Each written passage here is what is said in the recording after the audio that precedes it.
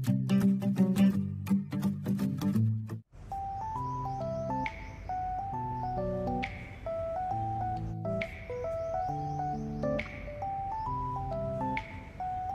అండి, అందరికీ welcome back to వంటశాల. నేను మీ విజయాని. ఈ రోజు నేను మీకు ఆలు బోండా చూపిస్తున్నానండి. మరేను నవ్వుతుంది అనమాట. ఇందాక నేను బంగాళదుంప బోండా అన్నాను, అందుకని ఎంత ఎక్కిరిచ్చిందో తెలుసా అండి. ఏ మేడం ఏంటి ఎవరైనా ఆలు బొండా అంటారు కానీ బంగాళదుంప బొండా కానీ ఫ్లోలో గమ్మున అనేస్తూ ఉంటాము. రోజు బంగాళదుంప బంగాళదుంప అంటాం వల్ల ఆ ఫ్లోలో అనేస్తాం. దానికి అంటే ఇంక వద్దులేండి, బాగోదు.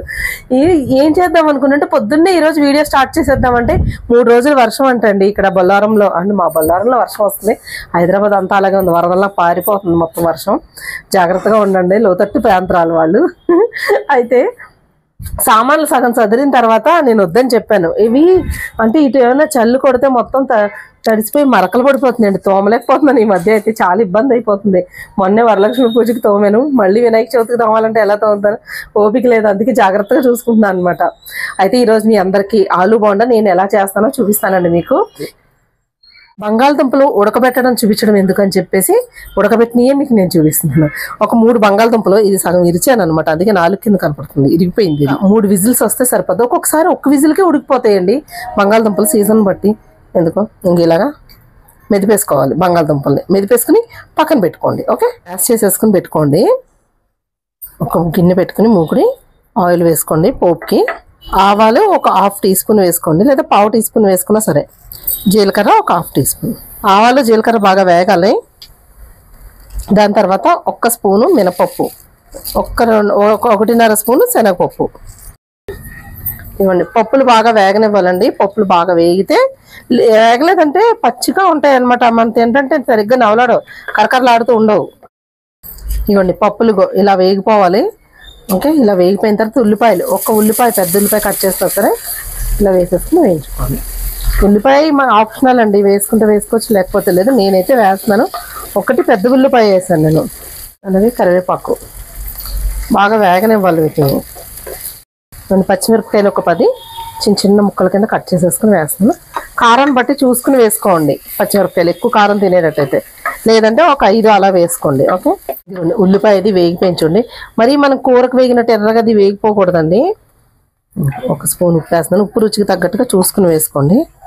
అలాగే కొంచెం పసుపు వేసుకొని కలిపేసుకోండి. ఇదిగోండి ఉప్పు పసుపు వేసిన తర్వాత గరం మసాలా వేసుకోండి. చికెన్ మసాలా కానీ ఏమైనా ఉంటాయి కదా, అలాగా ఒక 1/2 టీ స్పూన్ వేసుకోండి. లైట్గా ఫ్లేవర్స్ రావాలి. ఎక్కువ వచ్చిందా ఆ టేస్టే బాగోదు మనకి. లైట్గా వచ్చి రానట్టుగా ఉండాలన్నమాట. అందుకనే ఒక 1/2 టీ స్పూన్ లేదా 1/4 టీ స్పూన్ వేసుకున్నా చాలు. ఓకే, 1/2 టీ స్పూన్కి కొంచెం తక్కువే ఉంది నేను వేసింది అయితేని. మీకు మసాలా ఫ్లేవర్స్ ఎక్కువ ఇష్టం అంటే అప్పుడు వేసుకోవచ్చు కావాలంటే. ఓకే, ఇదిగోండి బంగాళదుంప ఇలా స్మాష్ చేసేసింది ఉంది కదా, ఇందులో వేసేసుకుని చక్కగా కలిపేసుకోవాలి.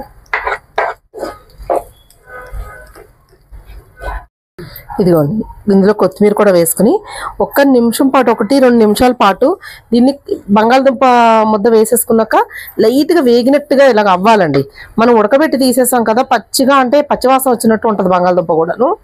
1 నిమిషం ఇలాగా కలుపుకుంటూ వేయించుకుంటే, 1-2 నిమిషాలు వేయించితే అప్పుడు మనకి బోండాలో లోపడే ఉండిపోతుంది కాబట్టి ఆ లైట్గా వేగుద్ది. అప్పుడు కూడాను చాలా బాగుంటుంది. లేదంటే కొంచెం బంగాళదుంప పచ్చివాసన వస్తుంది కదా, అలా వస్తుంది అనమాట. కొంచెం కొత్తిమీర సన్నగా కట్ చేసుకుని ఎక్కువే వేస్తానండి నేను. ఆల్రెడీ వేసాను కదా కొంచెం, ఇక మళ్ళీ కొంచెం వేస్తున్నాను. ఇప్పుడు స్టవ్ ఆఫ్ చేసేస్తున్నాను. ఓకే, ఇది మట్టి పాత్ర వేడిగా ఉంటుంది. కొంచెం ఆ వేడికి ఇంకా కొంచెం లైట్గా వేగుద్ది. ఇది సరిపోతుంది. అప్పుడు పచ్చివాసన ఉండదు అనమాట మనకి. బంగాళదుంప ఉడకబెట్టి తీసేసి వెంటనే అలాగ మనం వేస్తే ఆ టేస్ట్ వేరే ఉంటుంది, బాగోదు. నేను అదే చెప్తున్నాను కదా, కొన్ని చోట్ల ఏంటంటే అలాగే డైరెక్ట్గా వేసేస్తారు. ఈ ఉల్లిపాయలు వేగిన దాంట్లో ఇవి అన్నీ కలిపేసేసి వంట చేసి వేసేస్తారు. అందుకని ఆ టేస్ట్ బాగోదు అనమాట. ఇలా కొంచెం వేయించుకుంటే ఇప్పుడు సూపర్. ఇది చల్లారుతూ ఉంటుందండి. చల్లారిన తర్వాత వంటలు చేసేసి మీకు నేను చూపిస్తాను. ఆయిల్ పెట్టాను, కాగుతుంది బోండాలు వేసుకోవడానికి.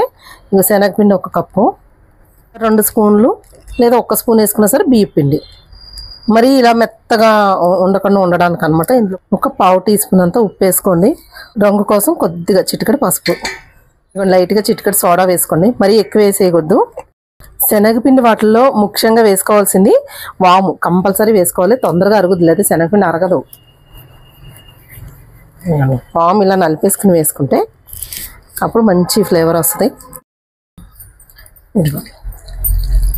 ఇది మరీ బజ్జీల పిండి అంత పలచగా ఉండకూడదు, కొద్దిగా తిక్కుగా ఉండాలి. బాగా ఇలా కలుపుకోవాలి. ఇప్పుడు కలిపేసుకున్నాక ఒక 2-3 స్పూన్లు ఆయిల్ వేసుకోండి. నూనె ఆల్రెడీ కాగుతుంది కదా, అదే నూనె వేసుకొని కలుపుకోవాలి. కాలుతుంది, అలాగే నువ్వు మరిగిపోవట్లేదు. ఇలా ఓకే, ఇలా కలుపుకుంటే పైన క్రిస్పీగా వస్తుంది అనమాట. కొంచెం ఈ పలచగానే కలుపుకోవాలి, మరీ ఎక్కువ పలచగా కలిపేయకూడదు. నూనె ఆగుతుంది కదా, మనం ఫస్ట్ మా ఆలు బోండా వేసేద్దాం కొన్ని, తర్వాత అంపులు చేద్దాం. ఇదిగోండి ఇలా వేసి ఇలా ములగాలన్నమాట.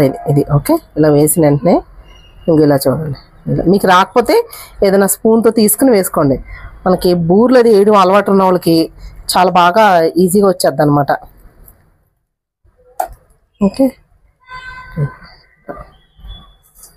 మరీ తిక్కుగా ఉన్నా లేయర్ బాగా తిక్కు వచ్చేస్తుంది. అలాగని మరీ ఎక్కువ తిక్కుగా కూడా ఉండకూడదు. ఏంటి పిండి, శనగపిండి కలిపింది.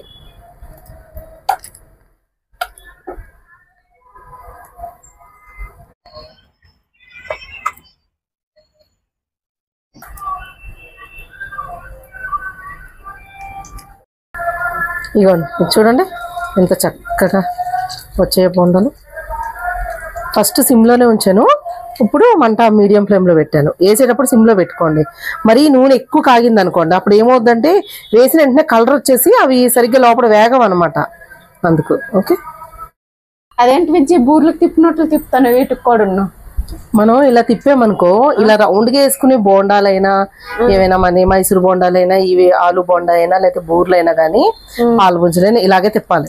ఇలా తిప్పామంటే ఈవెన్గా కాలుతాయి, లేదంటే ఒక సైడ్కే కాలుతాయి అవి. అందుకు అవి తిరగబడవు అనమాట. అప్పుడు ఇలా అన్నమాట రౌండ్గా, మామూలుగా అయితే విడిపోతూ ఉంటాయి కదా. అందుకు లోపల స్టఫింగ్ ఏది పెట్టినా, పూర్ణం ఏది పెట్టినా కానీ ఇలా తిప్పితేనే మనకి ఈజీ అవుతుంది అనమాట. రౌండ్గా ఎగుతాయి. మనం ఊరికి ఇలా తిరిగేసామంటే అవి విడిపోతాయి, లోపల ఉన్న స్టఫింగ్ బయటకు వచ్చేస్తాయి. అందుకు అదే ఇందులో ఇందాక నిమ్మకాయ పిండానండి. అయితే నిమ్మకాయ చెక్క ఒకటి పిండాను, అది వీడియో స్కిప్ అయిందనమాట. ఏదో ఒకటి జరుగుతూ ఉంటుంది అని. కానీ నిమ్మకాయ పిండిన వెంటనే మనం స్టవ్ ఆఫ్ చేసేసిన తర్వాత ఉండలు చేసుకునే ముందు నిమ్మకాయ పిండుకుని అప్పుడు చేసుకోవాలి. ఎందుకంటే ముందే వేడిగా ఉన్నప్పుడు పిండకూడదు. ఆ నిమ్మకాయ పిండిన వెంటనే మంచి ఫ్లేవర్, అసలు ఆ స్మెల్ భలే వచ్చేస్తుంది. అసలు కర్రీ స్మెల్ ఎంత బాగుందో చూడండి. కలర్ చూడండి, ఇంకొంచెం కలర్ వస్తే కరెక్ట్గా వేగిపోయినట్టు. లేదు అంటే ఒకసారి కొద్దిగా వేగిన తర్వాత తీసేసుకుని మళ్ళీ ఎక్కువ క్వాంటిటీ వేసుకున్నప్పుడు మళ్ళీ వేయించుకోవాలన్నమాట సెకండ్ ట్రిప్. ఓకే, ఇక సరిపోతాయండి. మనం తీసిన తర్వాత ఇంకా కొంచెం కలర్ వస్తాయి. ఇప్పుడు తీసేస్తున్నాను, ఇంకో వాయి వేసుకుంటాను. ఓకే, ఇదిగోండి ఆలు బోండా అయితే రెడీ అయిపోయింది.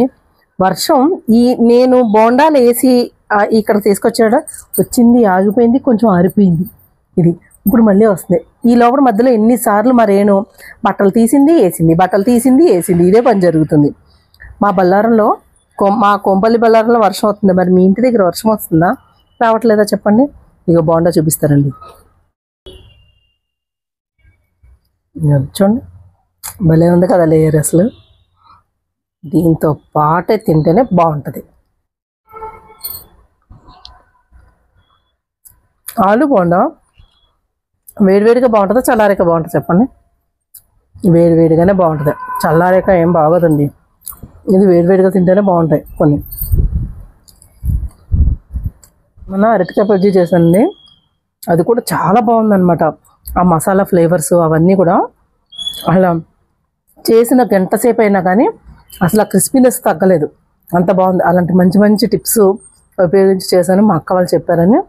అలా తిన్న వాళ్ళందరూ కూడా అలా అరటికాయ బజ్జీ ఏంటి ఎంత బాగుంది అన్నారు. ఒకసారి ఆ వీడియో లింక్ పెడతాను చూడండి. మొన్న ఒక 1 వీక్ అయి ఉంటుంది అప్లోడ్ చేసి. నేను అరటికాయ బజ్జీ వీడియోలు 2 ఉంటాయి. ఒకటి మసాలా అరటికాయ బజ్జీ అనమాట. అసలు ఒకసారి చేస్తే మాత్రం మీరు ఖచ్చితంగా అంటారు ఎంత బాగున్నాయో బజ్జీలని. ఎవరు తిన్నా కానీ అడుగుతారనమాట. మరి ఈ ఆలు బజ్జీ ఎలా ఉందో నాకు కామెంట్ బాక్స్లో కామెంట్ చేయండి. మీరు ఎలా చేస్తారో కూడా చెప్పండి. ఓకే, మీకు ఎలాంటి వీడియోస్ కావాలో కూడా ఒకసారి కామెంట్ బాక్స్లో కామెంట్ చేస్తాను. ఆ వీడియోస్ చేయడానికి ట్రై చేస్తాను. మరి మా వీడియో మీకు నచ్చినట్లయితే మా ఛానల్ సబ్స్క్రైబ్ చేసుకోండి, లైక్ చేయండి, షేర్ చేయండి. మళ్ళీ వచ్చే వీడియోలో ఒక మంచి రెసిపీ తోటి మళ్ళీ కలుసుకుందాం. అంతవరకు సెలవు, బాయ్ బాయ్.